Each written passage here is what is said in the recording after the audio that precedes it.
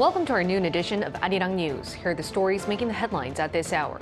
The South Korean government has made an ultimatum. They say all doctors must return to their posts by this Thursday if they don't want to be held legally accountable for their past 2-week strike.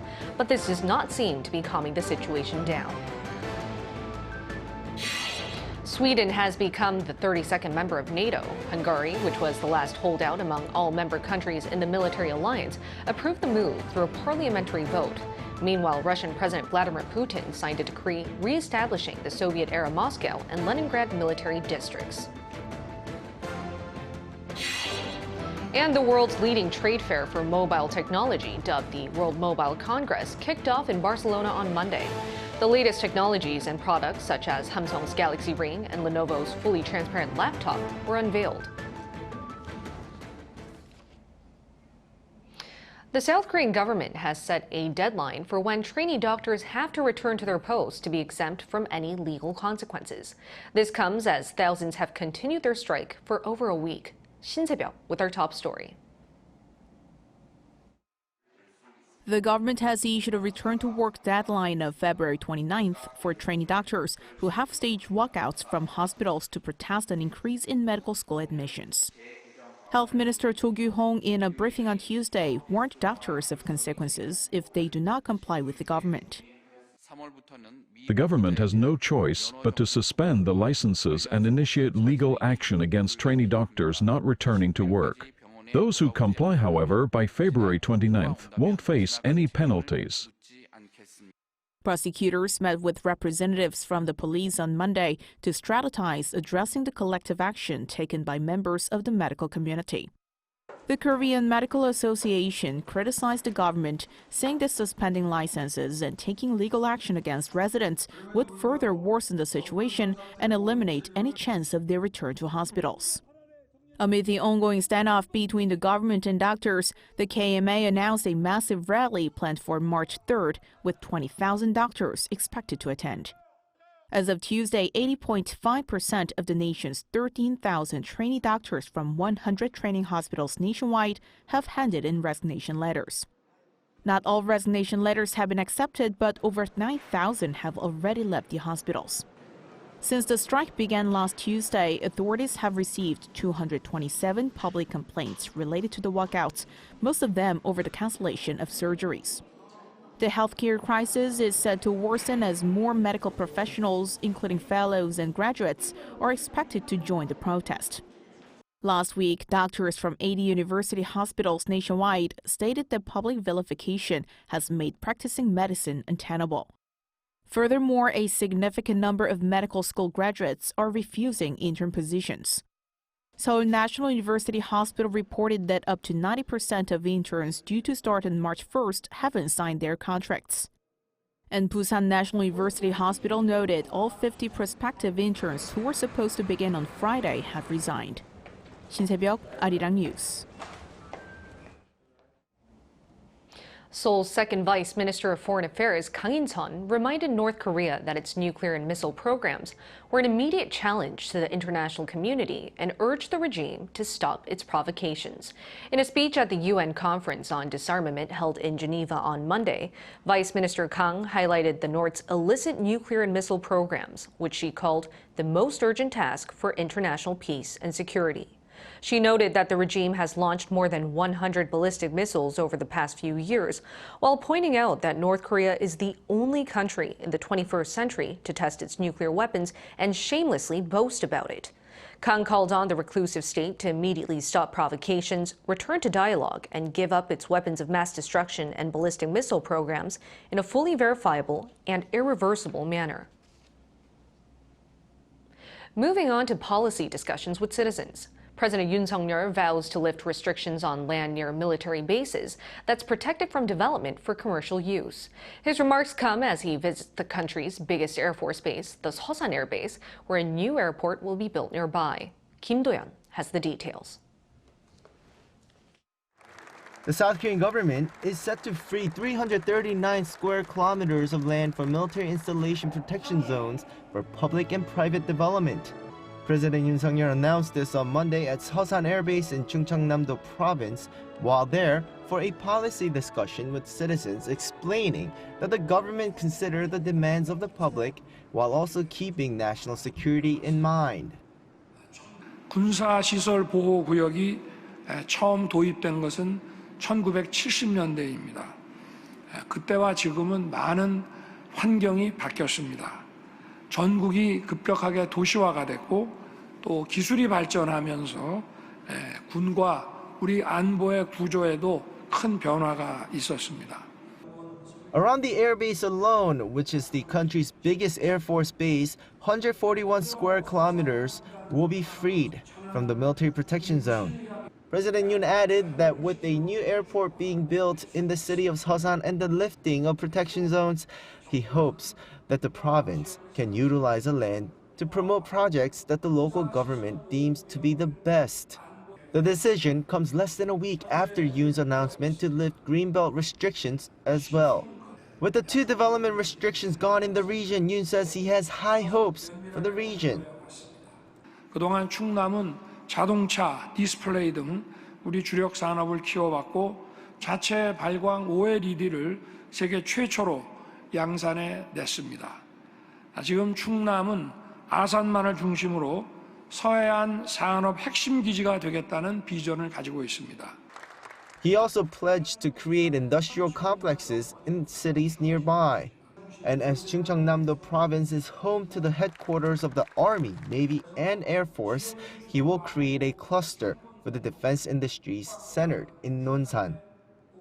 지금 그 논산에 추진 중인 국방 미래 기술 연구센터 그리고 태안에 추진 중인 드론 연구개발 활주로 테스트베드 요거는 지금 사타가 진행 중인데 마무리되는 대로 신속하게 추진할 것입니다.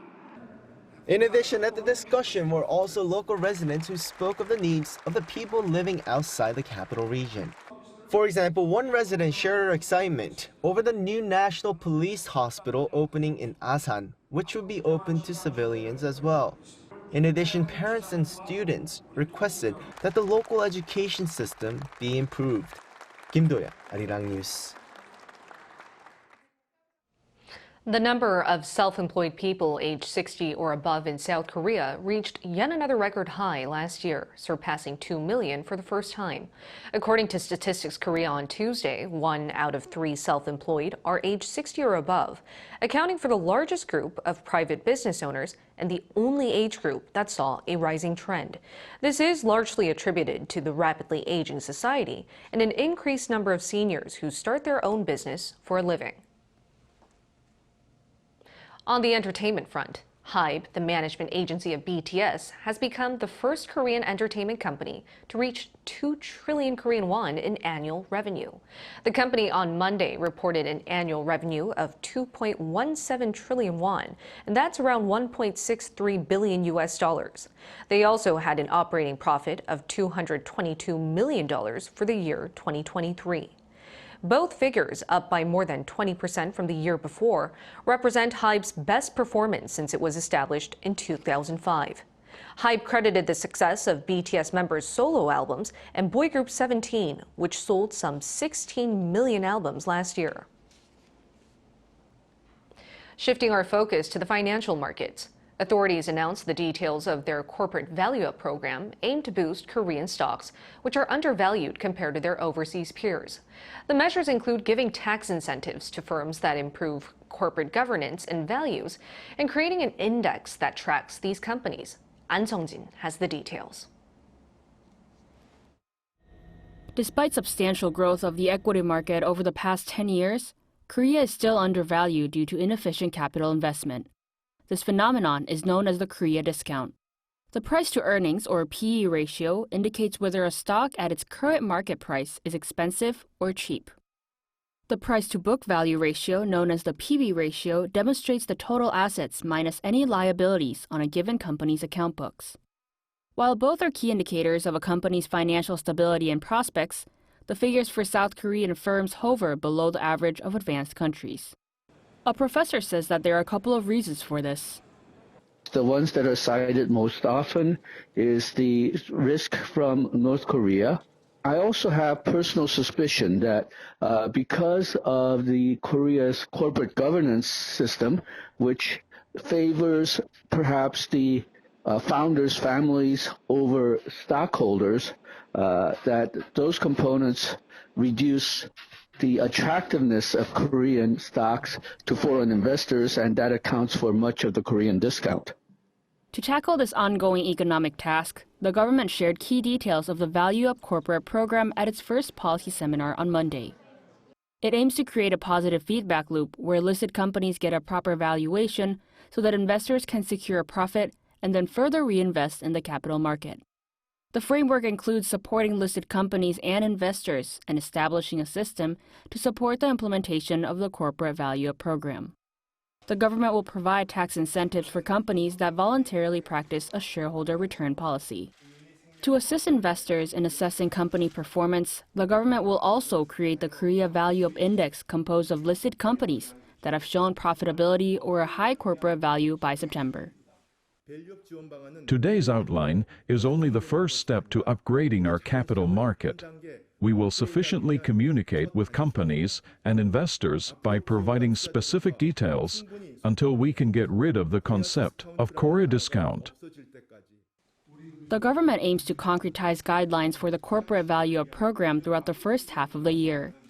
The plan is a medium to long-term agenda, and further commitments and continuous reforms will be needed to effectively boost corporate value. An Sung-jin, Arirang News.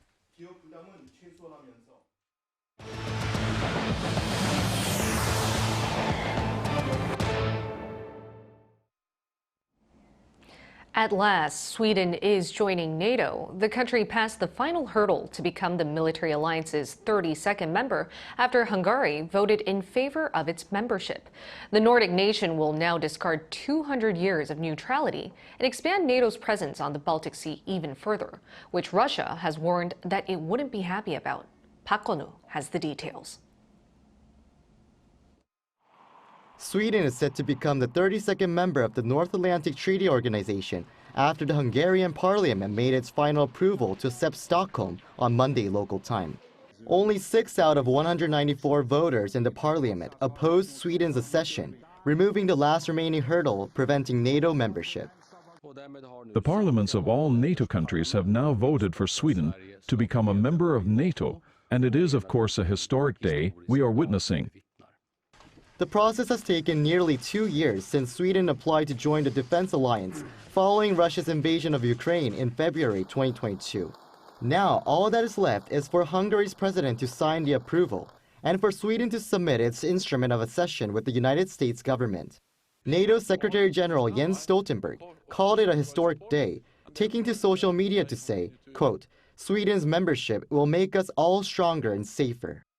But of course what happens now is that they will be a full member they will be covered by Article 5, and they will also be part of decisions inside NATO.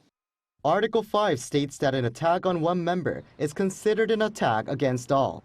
Sweden's membership also means the country will discard 200 years of neutrality, while the strategically important Baltic Sea will now be almost completely surrounded, except for Russia, by NATO countries. Vladimir Putin also on Monday signed a decree that reestablishes the Soviet-era Moscow and Leningrad military districts effective March 1st. This was first proposed by Russia's defense minister Sergei Shoigu in 2022 in response to NATO's expansion. Park Gon-woo, Arirang News. The war seems to be taking its toll on both Russia and Ukraine as active combat enters the 3rd year. Ukrainian President Volodymyr Zelensky asked for more support from his Western allies, saying his military has only received 30% of the artillery shells promised by the EU. Ukraine's defense ministry also estimated some 410,000 Russian troops lost their lives since the invasion in February 2022. Lee Seung-jae reports. Marking the 2nd anniversary since the Russian invasion of Ukraine over the weekend, President Volodymyr Zelensky called for continued support from the West in order to push back ongoing Russian offensives. However, the Ukrainian president on Monday also said that his military had not received all of the support it was promised, including 1 million artillery shells promised by the EU. He says the Ukrainian military has only received 30% of the promised amount, with the EU noting that the production capacity of defense companies in each country has not been able to keep pace, while their own arsenals have been depleted. High Representative of the EU for Foreign Affairs and Security Policy, Josep Borrell, recently admitted that the supply is being delayed, adding that 524,000 rounds would be delivered by the end of March. The prolonged war seems to have taken a toll on Ukraine as it struggles to defend against the Russian offensive. According to the Associated Press, the Ukrainian military once again withdrew its troops from Arirang following an attempt to take back the Eastern Front region. The strategically important town of Arirang was recently captured by the Russian army.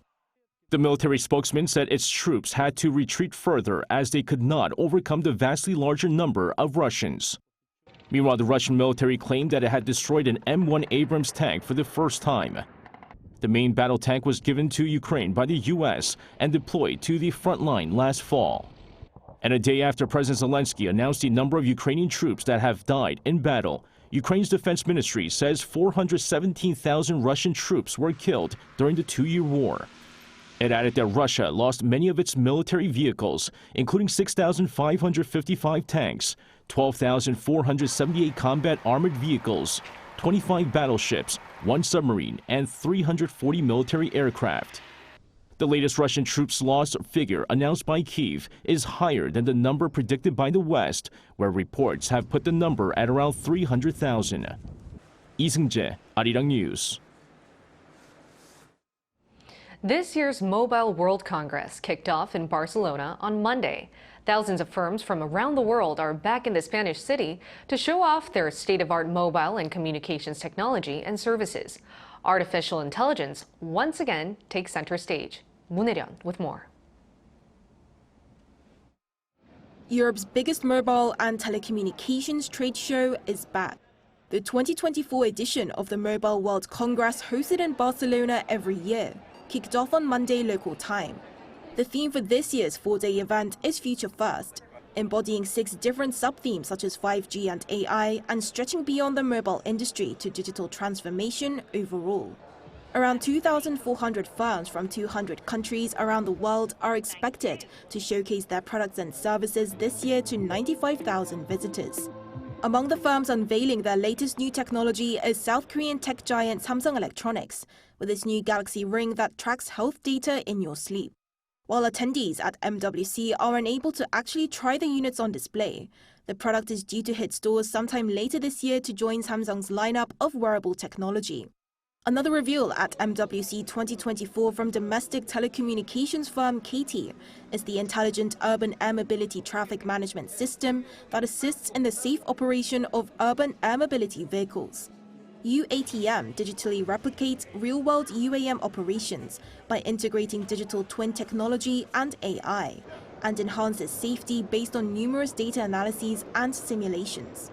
Meanwhile, China's participation in the event is also garnering attention, as its biggest companies, including Huawei and Xiaomi, did not participate at CES 2024 last month, amid growing competition in US-China technology sectors.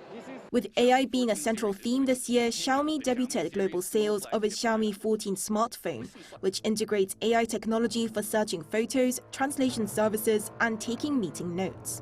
Chinese technology firm Honor also launched an AI smartphone with an eye tracking feature that enables users to open apps simply by moving their eyes. And in true MWC spirit, 5 telecommunications firms from around the world, including South Korea's SK Telecom, signed a contract on the first day of the event to establish a joint venture developing AI technology. Moon, Arirang News. NASA released brand new footage on Monday on the first private moon landing by Houston-based company Intuitive Machines. Last Thursday, the company's moon lander completed a 7-day journey to lunar orbit, and after traveling more than 965,000 kilometers, the spacecraft touched down within 1.5 kilometers of its intended landing site, Malapert A.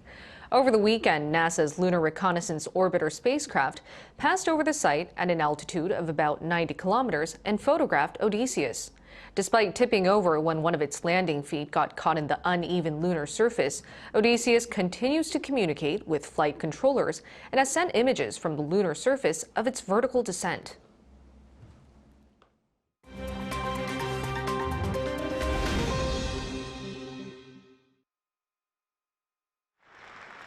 Let's take a look at the latest news in the world now. In the United Arab Emirates, the World Trade Organization's 13th Ministerial Conference opened in Abu Dhabi on Monday. The four-day event is attended by ministers from most of the WTO's member countries. In Monday's opening session, the WTO accepted its first new members since 2016 as Comoros and Timor-Leste joined the group. The WTO now has 166 members in total. 8 members also accepted the fisheries subsidies agreement adopted in the previous ministerial conference, bringing the number of acceptees to 69.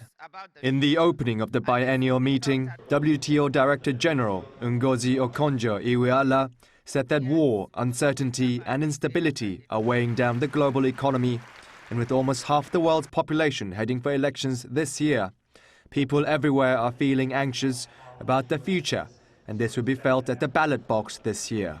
She added that inflation in food, energy and other essentials will be fueling political frustration.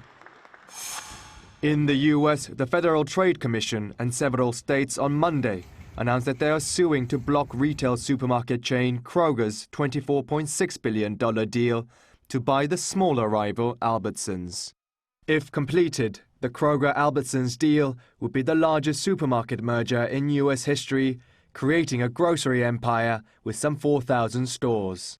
The FTC said that the deal will eliminate fierce competition between Kroger and Albertsons, leading to higher prices for groceries and other essential household items for millions of Americans.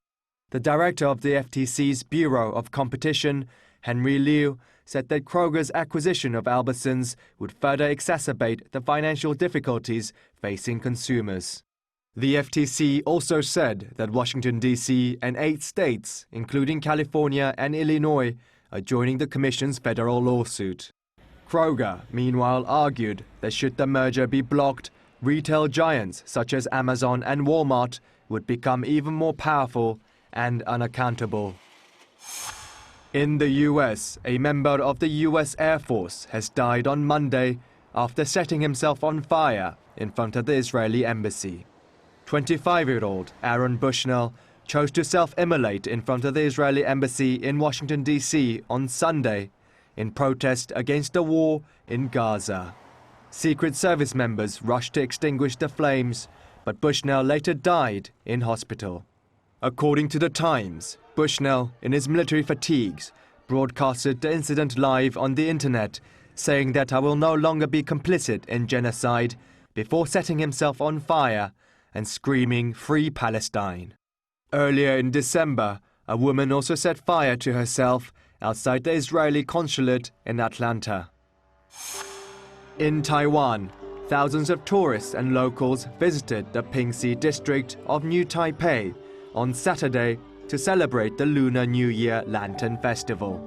The Taiwan Lantern Festival is an annual event where festival goers release lanterns inscribed with their wishes into the sky. It's hosted by the Tourism Bureau of the Ministry of Transportation and Communications and has become an international tourist attraction over the past few decades. With 2024 being the Year of the Dragon, Taiwan's Lantern Festival celebrated with a dragon theme. Kim Xiao, Arirang News.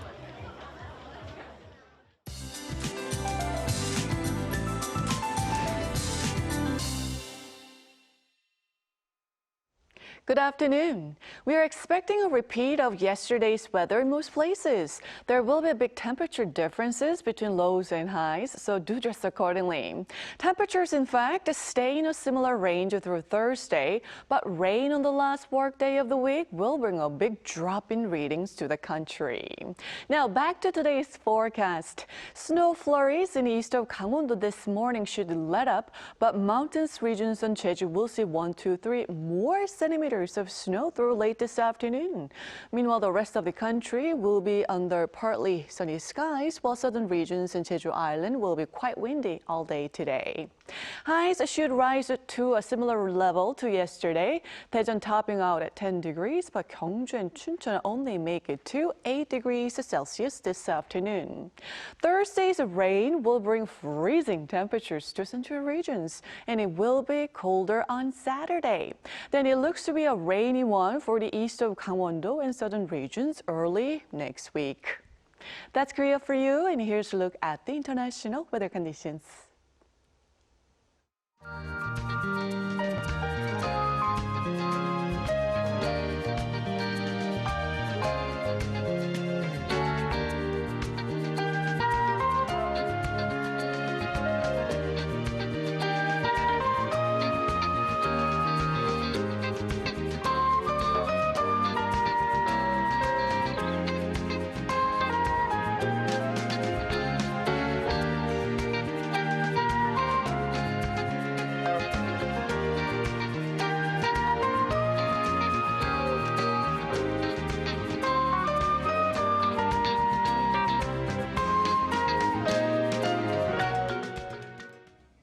That's all we have for you at this hour. We'll bring you more updates from Korea and around the world at the same time tomorrow.